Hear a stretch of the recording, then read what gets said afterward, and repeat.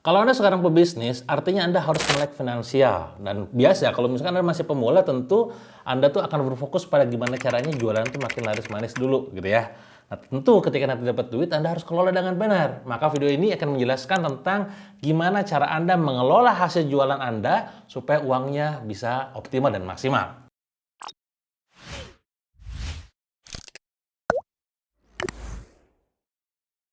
Tips yang pertama dari saya adalah Anda harus pisahkan uang bisnis dan uang pribadi.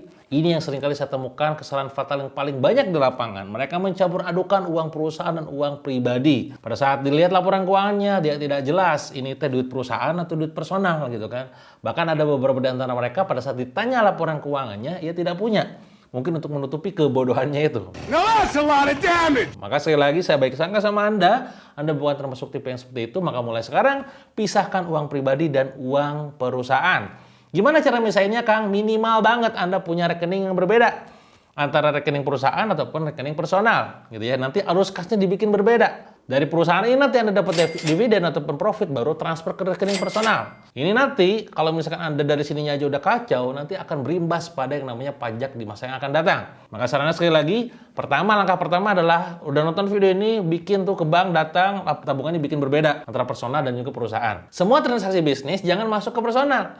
Semua transaksi bisnis baik itu pengeluaran maupun pemasukan, masukkan ke perusahaan. Nanti di akhir bulan, kalau misalkan Anda memutuskan untuk return earning katakanlah 70%, 30% diambil, artinya 30% itulah yang berhak masuk ke rekening personal Anda gitu ya. Jangan semuanya. Nah, ini yang jadi concern Anda pada saat Anda masih baru banget. Sekali lagi, pisahkan uang pribadi dan uang perusahaan. Yang kedua adalah membuat rencana anggaran. Apa itu rencana anggaran? Bagaimana Anda nanti akan gunakan uang Anda itu di masa yang akan datang. Baik itu perusahaan maupun untuk personal. Untuk perusahaan Anda bikin yang namanya forecasting. Ya, beberapa bulan ke depan, 1 bulan, 2 bulan, 3 bulan, mau ngapain aja. Termasuk juga 6 bulan dan juga 1 tahun. Harus jelas forecast-nya. Oh, saya mau belanja inventory. Oh, saya mau belanja equipment. Oh, saya mau bikin ini, bikin itu. Silakan semuanya dibuat anggarannya. Supaya kebayang. Kalau Anda tak bisa membuat sebuah anggaran kerja, anggaran dana gitu ya, untuk ke depannya, nanti Anda khawatir tengah jalan duitnya habis dan tutup bisnisnya, kan jangan sampai begitu ya. Nah, selain itu adalah juga Anda mikirkan tentang anggaran dari segi personal Anda sendiri. Anda bisa gunakan berbagai macam metodologi pengelolaan keuangan, mulai dari segi budget giving, budget investing, budget dana darurat katakanlah, atau misalkan kehidupan personal living, termasuk juga untuk bayar utang kalau misalkan Anda punya utang. Nah, ini dipisahkan. Anda harus punya forecasting untuk perusahaan, termasuk financial planning untuk personal. Itu nomor 2. Yang ketiga adalah Anda harus pelajari tata cara kelola keuangan yang benar. Apa itu tata cara pengelolaan keuangan yang benar? Dalam perusahaan ada 3 jenis laporan keuangan, kawan. Yang pertama adalah yang namanya arus kas. Bahasa lainnya adalah cash flow. Di dalam cash flow inilah Anda akan melihat uang masuk dan uang keluar. Di sinilah Anda akan melihat berapa banyak uang yang masuk di perusahaan Anda di hari itu dan berapa banyak uang yang akan keluar dari perusahaan Anda hari itu juga. Ini namanya arus kas, cash flow. Cash flow nanti macam-macam jenis pemasukannya. Ada yang namanya tuh cash flow dari segi income-nya, dari segi duit penjualan produk. Ada yang dari jualan alat-alat. Ada yang dari financing orang invest. Nah, ini beda lagi tuh. Ya, kalau financing cash flow berarti orang pada saat invest. Invest, ada orang invest misalkan tengah jalan, atau karena ada financing dari bank misalkan atau dari institusi tertentu, itu berarti income masuk arus kasnya dari yang namanya financing. Namanya adalah FCF. Yang kedua adalah investing. Anda tiba-tiba katakanlah menjual sebuah alat, sebuah tempat, sebuah aset, dapat duit, nah itu berarti investing cash flow. Yang ketiga adalah operating cash flow. Nah, harapannya karena Anda transaksinya jual beli, goalnya, maka di sini operating cash flow yang diperbesar. Itu ya, dari segi yang namanya tata cara keuangan. Itu nomor 1, arus kas ataupun cash flow. Yang kedua adalah P&L ataupun laba rugi, profit and loss statement. Dalam laporan ini, Anda akan mengetahui berapa banyak profit yang dihasilkan dalam sebuah perusahaan. Nanti laporannya sesimpel mungkin. Pertama adalah omset. Omset itu adalah revenue. Berapa pendapatan dari perusahaan Anda yang Anda dapatkan di bulan itu. Yang kedua adalah HPP. HPP itu adalah COGS. COGS itu adalah cost of goods sold. Gitu ya. Apa itu? Belanja kulakannya, modal pada saat belanja inventorinya. Nanti setelah itu ada yang namanya gross profit. Gross profit itu adalah laba kotor. Pengurangan antara omset dikurangi HPP.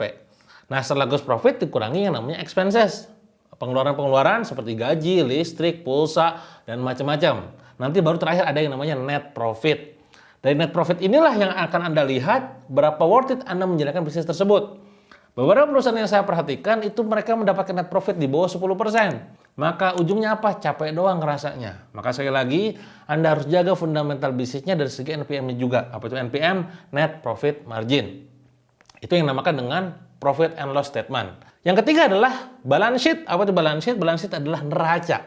Di neraca ini Anda bisa screenshot gitu ya dari segi kondisi keuangan perusahaan Anda saat ini. Berapa besar bobot perusahaan Anda itu? Asetnya berapa? Liability-nya berapa? Equity-nya berapa? Bisa kelihatan. Yang namanya neraca pasti harus seimbang. Kalau kiri 1 miliar, kanan juga harus 1 miliar.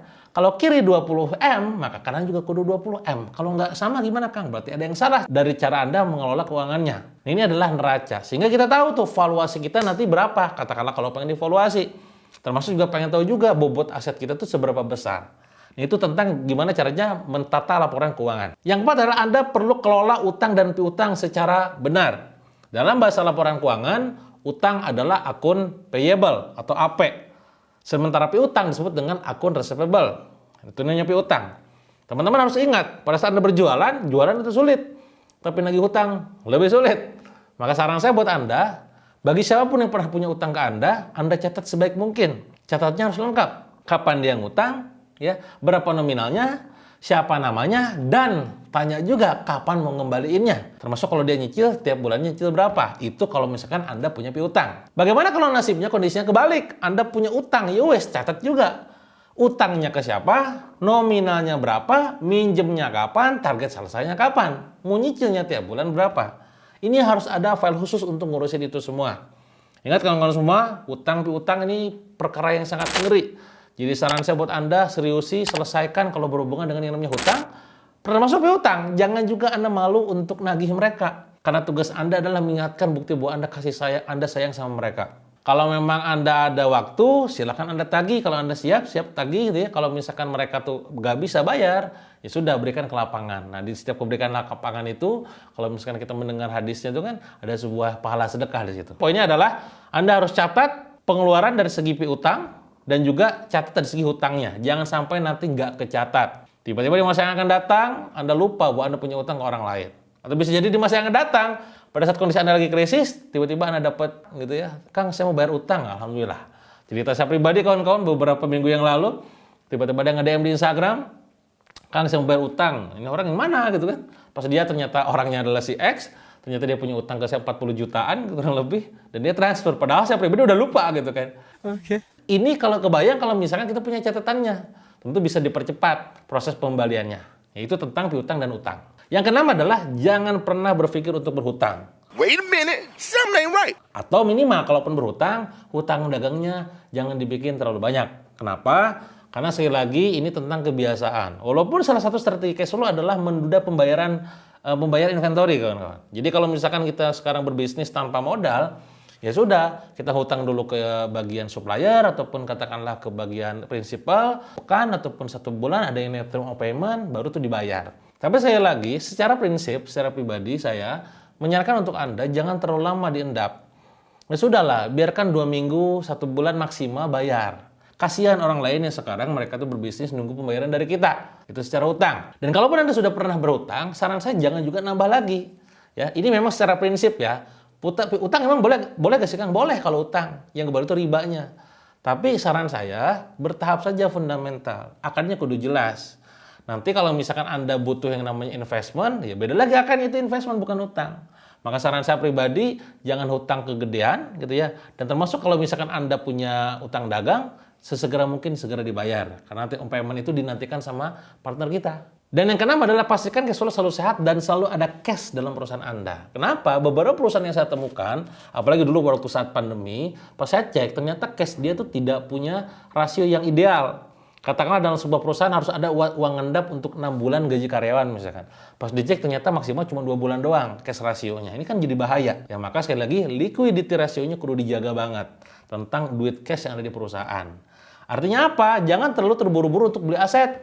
Jangan terlalu terburu-buru untuk beli produk, katakanlah yang sifatnya tuh bakal ngendap lama. Pikirkan betul-betul produk mana yang bakal berputar sangat cepat atau fast moving. Yang sifatnya slow moving, simpan, usah diproduksi lagi gitu. Ini memungkinkan kita sehingga akhirnya ujungnya apa? Ujungnya cash flow dan cash kita sangat-sangat sehat. Saya pribadi di perusahaan, cashnya alhamdulillah juga sehat, angkanya juga besar, sehingga memungkinkan buat kita untuk melakukan proses inventory stock untuk lebih banyak lagi, dan pengembangan SDM lebih masif lagi.